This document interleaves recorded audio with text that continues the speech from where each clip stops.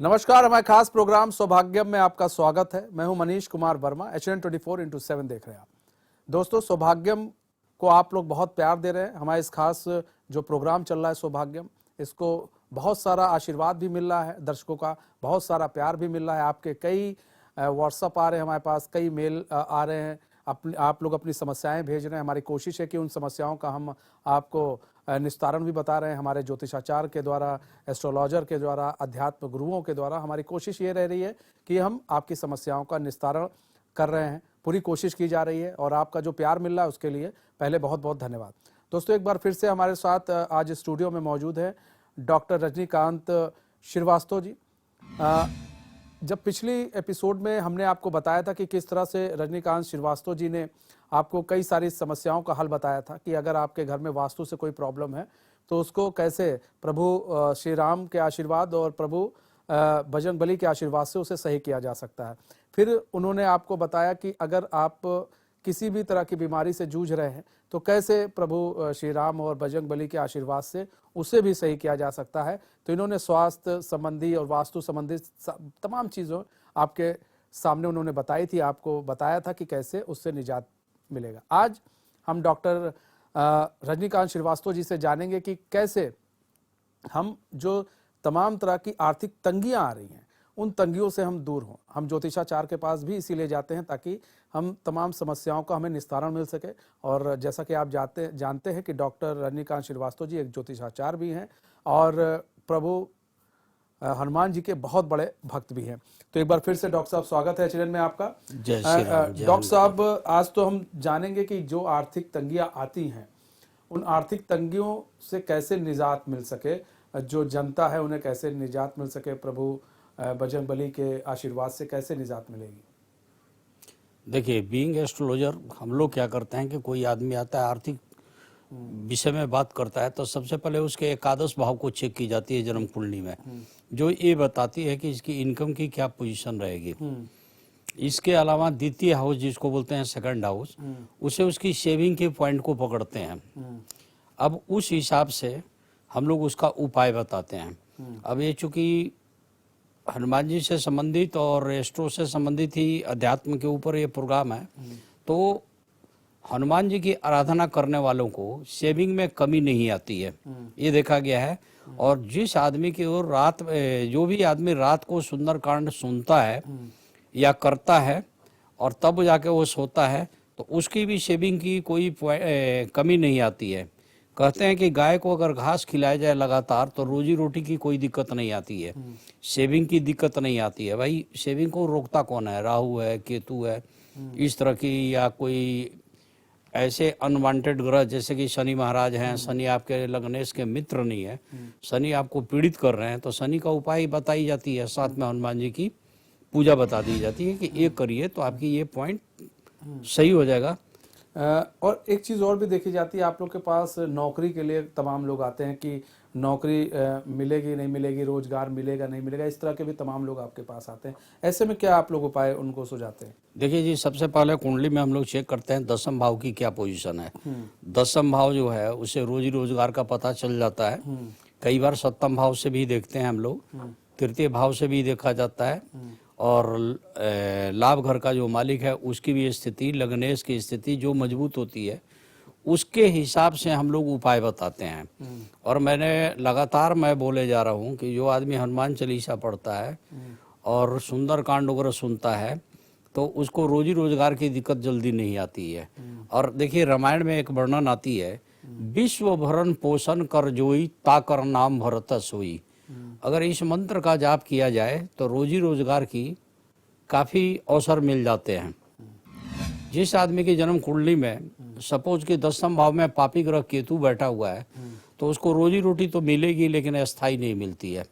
लगभग होता क्या है कि बार बार उसकी नौकरी छूट जाती है या निकाल दिया जाता है। जी जी, इस तरह की पोजीशन होती है, तो उसके लिए हम लोग अलग से उपाय बताते हैं।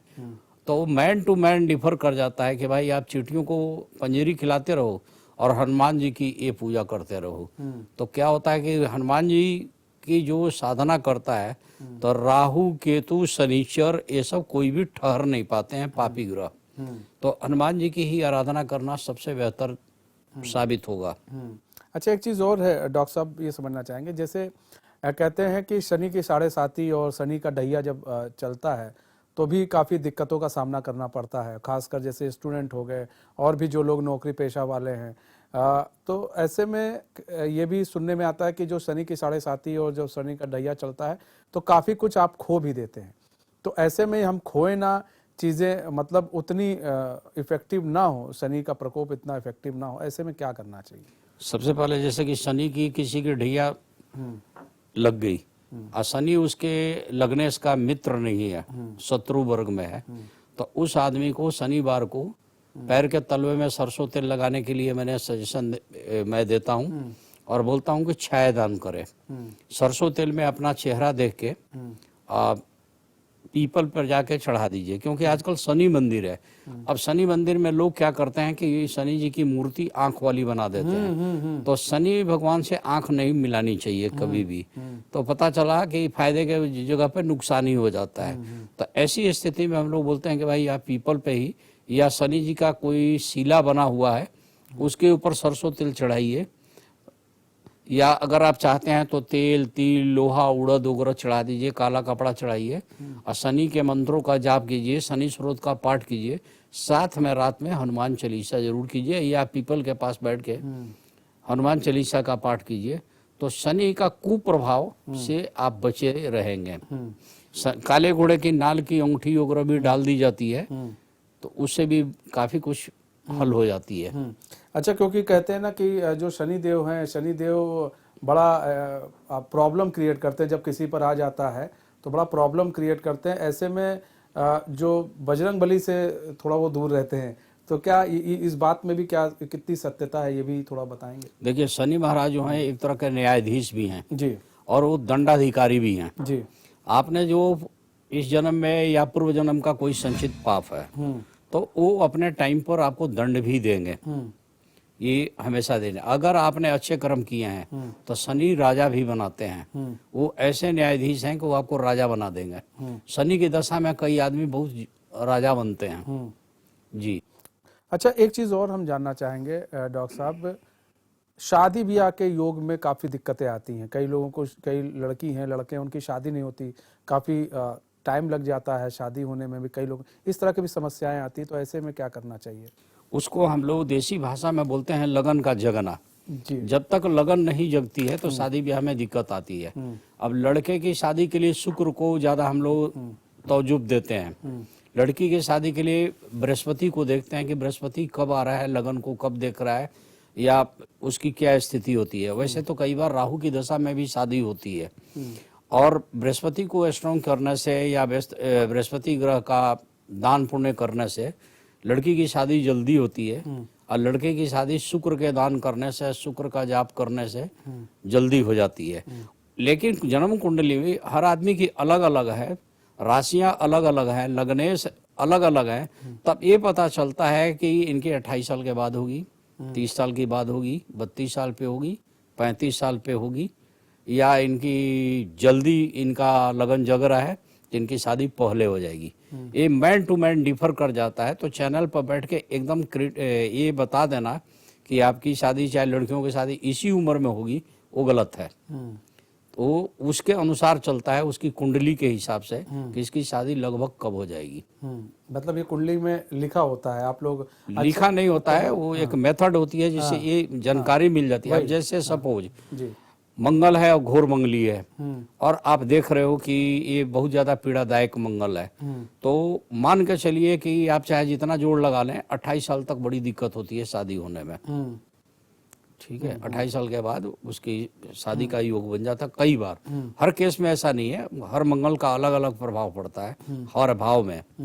ठीक है, इस तरह की दिक्कत रहती है। अच्छा, एक चीज और इसमें थोड़ा सा और हम थोड़ा जानना चाहेंगे कि जैसे अगर कोई दिक्कत आ रही है, कोई बाधा आ रही है शादी ब्याह को लेकर कि नहीं भैया उम्र भी हो गई है, बावजूद इसके शादी नहीं हो रही है, भाई कि नहीं ठीक है, आप पंडित को भी दिखाया गया, पंडित ने भी कहा, ज्योतिषाचार्य ने भी कहा भाई कि नहीं चल तो सब रहा है, लेकिन बावजूद इसके कभी कभार कुछ ऐसी चीज़ें हैं, बाधाएं हैं जो आ जाती हैं, रोकती हैं। ऐसे में क्या करना चाहिए? देखिए, लगन के टाइम में कौन से पापी ग्रह की दृष्टि पड़ रही है, विवाह के मामले में अड़चन डालने वाले जो कारक ग्रह हैं, उसकी जब तक आप शांति नहीं कराएंगे तब तक व्यवधान उत्पन्न ही होती है। अब शनि है तो शनि स्लो के देवता हैं। शनि को बोला गया है ना कि मंद, एक पर्यायवाची शब्द है मंद। मंद का मतलब ग्रेजुअली स्लो कर देते हैं। तो अगर शनि से पीड़ित हो गया तो बहुत विलम्ब हो जाती है उस कार्य में, इस तरह की दिक्कत होती है। अच्छा, एक चीज़ अब हम जानना चाहेंगे कि जो बच्चे होते हैं, कई बच्चे होते हैं पढ़ाई में बहुत कमज़ोर होते हैं डॉक्टर साहब, पढ़ाई में बहुत कमज़ोर होते हैं और पढ़ते हैं भूल जाते हैं, पढ़ते हैं भूल जाते हैं, उनका मन नहीं लगता, ऐसे में क्या उपाय है? देखिए, अक्सर जो इस तरह की घटनाएं होती है राहु की दशा में ज़्यादा होती है, या राहु देखता है तो राहु ना भ्रामक स्थिति बना देता है, तो बच्चों को आइसोलेट कर देता है मेन पॉइंट से। तो अगर कुंडली में वाकई राहु ही कारक ग्रह है तो उसका उपाय किया जाता है, बता दिया जाता है कि भाई आप ये काम करो ताकि राहु शांत रहे, बच्चे की पढ़ाई में ध्यान हो। कई बार देखिए मैं बताऊं, पंचम भाव में मान लीजिए कि राहु बैठा हुआ है तो पंडित जी लोग बोलते हैं कि भाई नाग दोष हो गया। अगर दूसरे साइड में कोई भी ग्रह नहीं है तो राहु केतु सामने हो गए तो काल सर्प दोष है। तो उस हालत में काल सर्प दोष की, नाग दोष की या पितृ दोष जो भी है उसकी पूर्ण रूप से शांति कराने के लिए हम लोग सजेस्ट करते हैं, एक करा दीजिए आप, प्लस राहु को या जो भी पापी ग्रह वहां बैठा हुआ है उसके शांत कराने की उपाय बता देते हैं कि इसका हर दिन दान करते रहो या इस डे में आप दान करो ताकि वो चीज शांत रहे। अब कई लोग भागते हैं, काल सर्प है इधर उधर, मान लीजिए किसी कारण से पूजा नहीं करा पाते हैं या पूजा कराए काफी इफेक्टिव नहीं हुआ, एक बार में कोई जरूरी नहीं है कि कोई ग्रह मान ही जाए, तो काल सर्प के लिए भी है ओम नवकुल नगाए विद्महे विष्णुदंताय धीमी तन्नो सर्प प्रचोदयात, इस तरह के मंत्रों का उच्चारण की जाती है। राहु से संबंधित चीजों का दान किया जाता है। नीला चीज जो ग्रह कम कर देते हैं कि भाई ब्लू कलर अट्रैक्ट करता है राहु को, तो ये सब चीजें आप रोक दीजिए और इस काम को करिए। सांप नहीं मारना है और सांप से रिलेटेड कोई अंगूठी पहन लीजिए। शिव जी पे आप रुद्राभिषेक करते वक्त तो उस टाइम में चांदी की नाग नागिन बना के वहाँ डालिए, तो इस तरह के करने से काफ़ी फर्क पड़ जाता है जातक को। तो काफ़ी फर्क पड़ जाता है जातक को, अगर जिस तरह से डॉक्टर साहब कह रहे हैं अगर आप उस तरह से करेंगे तो बच्चे जो है आपके जो पढ़ने में मन नहीं लग रहा उनका पढ़ने में मन लगने लगेगा। तो अब वक्त हो चला एक छोटे से ब्रेक का, तो कहीं मत जाइए, बने रहिए हमारे साथ, तो देखते रहिए एचएन न्यूज़।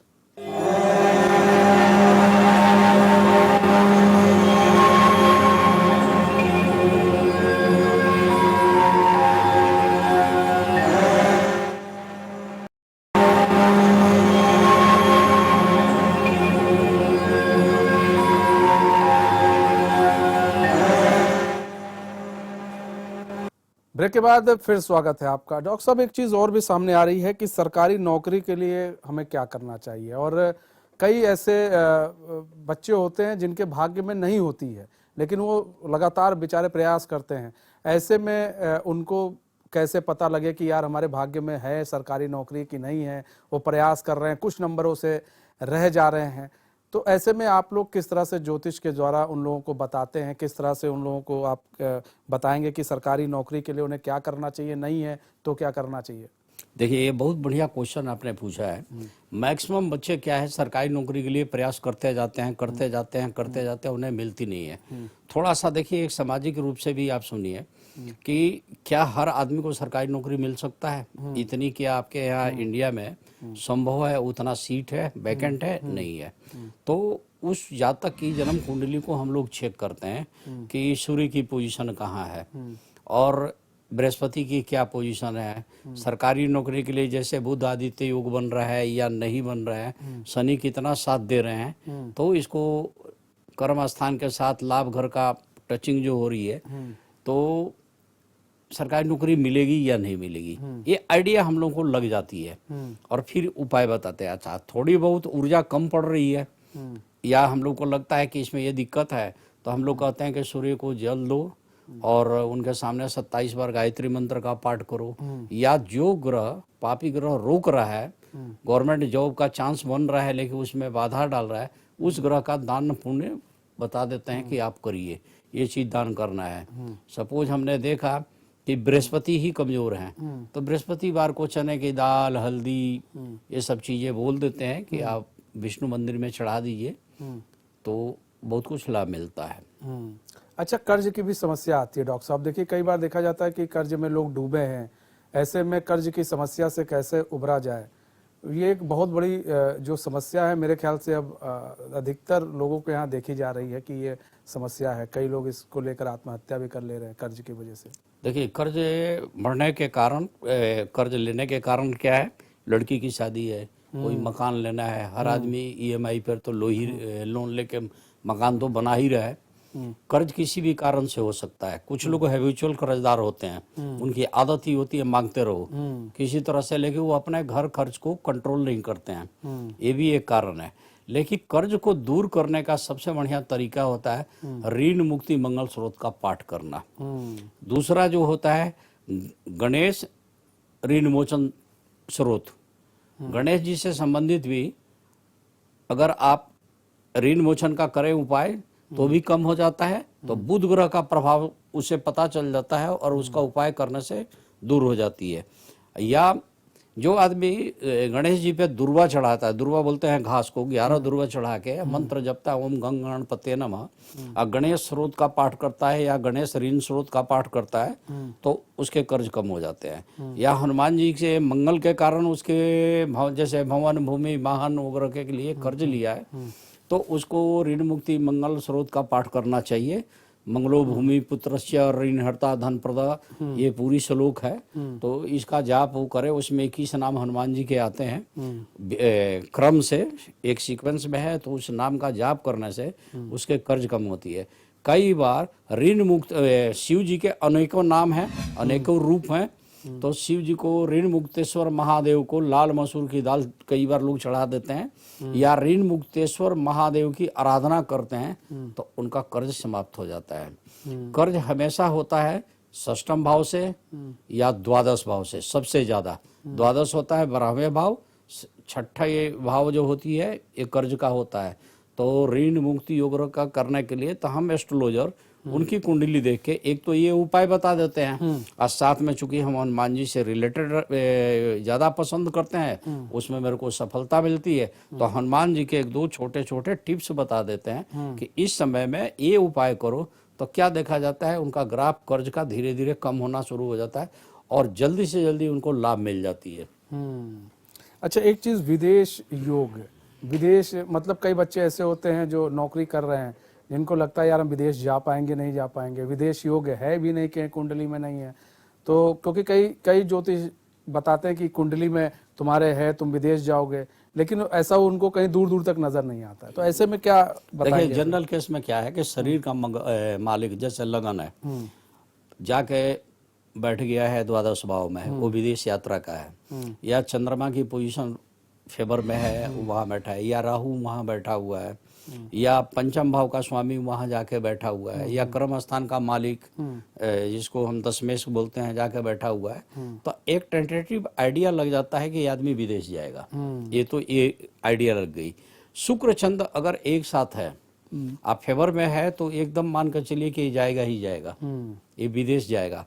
और कुंडली में और भी कई स्थितियां अगर ऐसी निर्माण होती हैं तो इससे हम लोगों को तो पता चल जाता है कि इनका विदेश योग है। अच्छा, विदेश प्रवास है, टूरिंग में जाएंगे या जाके वहां फाइनली सेटल हो जाएंगे, ये भी आइडिया लग जाता है कुंडली में। अब कोई आदमी इंटरेस्टेड है कि नहीं मैं विदेश जाऊंगा, तो छोटे मोटे टिप्स देखिए मैं बता रहा हूँ। आप अपने बेडरूम में उड़ते हुए जहाज का एक चित्र लगा दीजिए जो नीचे से ऊपर की तरफ जाए। उड़ते हुए हनुमान जी की आराधना करनी चाहिए, तो उससे क्या होता है कि उड़ते हुए हनुमान जी बहुत पहले, माने विदेश जाने वाले में हनुमान जी का नाम है, लंका साथ समुद्र पार कर गए, तो एक मंत्र भी इसमें आती है, ओम अनंग बलभाई करके मंत्र है, तो उस मंत्र का जाप भी लोग करते हैं, तो वो भी विदेश यात्रा में बड़ा कारगर सिद्ध होती है। तो इस तरह से उनका योग बना दिया जाता है। या जिस ग्रहों के कारण उनको रुकावट आ रही है उसके दान करा के उस ग्रह को शांत कर दिया जाता है ताकि वो विदेश चले जाएं। अच्छा डॉक्टर साहब, भवन और भूमि की जो समस्याएं हैं वो काफी देखने को मिलती है, उन समस्याओं का कैसे निजात? देखिए, भवन भूमि में 2-3 तरह की समस्या होती है। एक, कुछ लोग उसको सेल करना चाहते हैं, वो सेल नहीं होती है, वो बेचना चाह रहे हैं, तो ऐसे आदमी को हम लोग बोलते हैं कि एक मारुति यंत्र खरीद के लाइए मंगलवार के दिन, किसी विद्वान पंडित से प्राण प्रतिष्ठा करा के हनुमान मंदिर से, और उस जमीन में भूमि में दबा दीजिए और उसको दबा के और उसका पूजा करना शुरू कर दीजिए और वहीं पर संकल्प लीजिए और हनुमान जी से प्रार्थना कीजिए। तो क्या देखा जाता है कि उनका भवन अच्छे रेट में और कम समय में जल्दी बिक जाता है। ये तो हो गई बेचने की। कुछ लोग क्रय करना चाहते हैं, वो खरीद नहीं पाते हैं। पैसा होते हुए भी कई बार नहीं योग बनता है, वो खरीद नहीं पाते हैं या कोई भी कारण हो। तो उस हालत में दोनों हाथ पीछे करके हनुमान जी के सामने ये उनके चबूतरे पर नाक रगड़ें या माथा टच कराएं और उनसे विनती करें कि हे हनुमान जी हमारा योग बना दें। देखिए भवन भूमि वाहन के कारक हनुमान जी हैं, तो हनुमान जी की तो पूजा आपको करनी ही पड़ेगी, तो आपका योग जल्दी बन जाएगा। मतलब कि हनुमान जी के सामने कृपा चाहिए। कृपा चाहिए। अच्छा, एक चीज देखा जाता है कि देखिए समस्या बहुत लोग होते हैं, जैसा आपने अभी बताया भी कि पैसा है लेकिन भवन नहीं बना पा रहे। बहुत लोग होते हैं सोचते हैं यार कि हम बना पाएंगे नहीं बना पाएंगे। ऐसे लोग भी आपके पास आते होंगे कुंडली लेकर कि महाराज जी देखिए कि क्या हमारे यहाँ योग बन रहा है कि नहीं बन रहा है, कि हम कभी घर बना पाएंगे नहीं बना पाएंगे। ऐसे लोगों की संख्या मेरे ख्याल से ज़्यादा होगी जो आते हैं। तो ऐसे में क्या उन लोगों को आप लोग सजेस्ट करते हैं? उनके कुंडली की स्थिति देख के ही बताई जा सकती है। मैन टू मैन डिफर कर जाता है कि इनकी कब बनेगी। कई लोगों की होती है कि 21 वर्ष से लेके या 25 साल के अवस्था में इनका भवन का सुख मिलने का योग है। कई का होता है कि 30 साल तक है ही नहीं, कई के होते हैं कि 40 साल तक नहीं है। तो वो सब स्थिति आइडिया लग जाती है और हम लोग बता देते हैं कि भैया ये चीज है। अच्छा, एक चीज और भी है। देखिए बात करें रोजगार की, बात करें घर में जिस तरह से आर्थिक तंगी आ रही है, तो ऐसे में क्या कुछ ऐसे भी मंत्र होते हैं कि अगर कोई आर्थिक तंगी आ रही है तो उस मंत्र का अगर जाप पर डे करें या फिर उस मंत्र को पर डे पढ़ा जाए, या फिर कुछ ऐसी विधि है कि उसको घर में रखने से और फिर पूजा पाठ करने से आपके जो घर में दरिद्रता आ रही है वो दरिद्रता दूर हो जाए? देखिए मैं आपको बताऊं, दुर्गा सप्तशती में एक मैं दिया हुआ है, देहि सौभाग्यम आरोग्यम देहि में परम सुखम, रूपम देहि जयम देहि यशो जही दिशो जही। एक ही मंत्र में सब कुछ आप मांग लिए, रूप सौंदर्य धन दौलत सुख शांति, और शत्रु भी आपके टलते हैं। एक तो ये है। कुछ लोग नवग्रह शांति मंत्र ओम ब्रह्मा मुरारी त्रिपुरांतकारी भानु शशि भूमि च्युतो बुधश्च गुरु च शुक्र शनि राहु केतुआ सर्वे ग्रह शांति करा भवन्तु, इसका भी जाप करते हैं, बोलते हैं। ये शांति मंत्र है नवग्रह का। इसके अलावा मैं छोटी छोटी बातें बता रहा हूँ। जो आदमी सुबह उठ के पहले अपने हाथ की हथेली से अपना चेहरा देखता है, उसके बाद वो धरती को प्रणाम करके पैर जमीन पर रखता है और उगते सूरज को प्रणाम करता है और नियम से गाय को रोटी देता है, कुत्ते को रोटी देता है, चिड़ियों को 7 अनाज 7 प्रकार का अनाज देता है और चींटियों को आटे गुड़ की पंजीरी देता है। आप क्या देखेंगे कि उसकी जिंदगी बड़ी सार्थक है, बड़ी सफल है। उनको आर्थिक नुकसान नहीं होती, आर्थिक समस्याएं नहीं होती, घर में बीमारी कम होती है। देखिए प्रकृति बैलेंस बना लेती है। आप प्रकृति नहीं आप बनाओगे, प्रकृति अपने आप बैलेंस बनाती है। तो आपको ये काम करने वाले आदमी ज्यादा सुखी नजर आएंगे और धनी नजर आएंगे, आप खुशहाल रहेंगे। अच्छा डॉक्टर साहब, एक चीज और आपने बताया था, नाग दोष और एक काल सर्प दोष, तो ये दोनों अलग अलग होते हैं? काल सर्प दोष तो हम लोगों ने सुना था। काल सर्प दोष में क्या होता है कि राहु केतु एक साइड में पूरी कुंडली को घेर के बैठ जाते हैं और एक साइड में पूरा 6 घर खाली पड़ा रहता है, तो उसको बोलते हैं पूर्ण काल सर्प दोष। अच्छा। बीच में चंद्रमा एक जगह कहीं आ जाते हैं आधे पोर्शन में, तो बोलता है कि आंशिक काल सर्प दोष। कुछ विद्वान का मत है कि काल सर्प होता ही नहीं है, इसको माना नहीं है। इस पे भी ऐसे भी तो इस पे डिस्प्यूट काफी है, कुछ पक्ष में है। लेकिन मैं जिस मेथड से सीखा हूँ, पढ़ा हूँ और मैं प्रभाव जो देखता हूँ, तो मैंने देखा कि भाई काल सर्प का प्रभाव है। क्योंकि मैंने जिनकी भी 12 ज्योतिर्लिंग पर भेज के पूजा करवाई, उन्हें लाभ मिलते मैंने देखा है। अब रही नागदोष। नागदोष हम लोग मानते हैं कि पंचम भाव, जहाँ पर देखिए पंचम भाव जो होता है वो ज्ञान का भी होता है, संतान का भी होता है।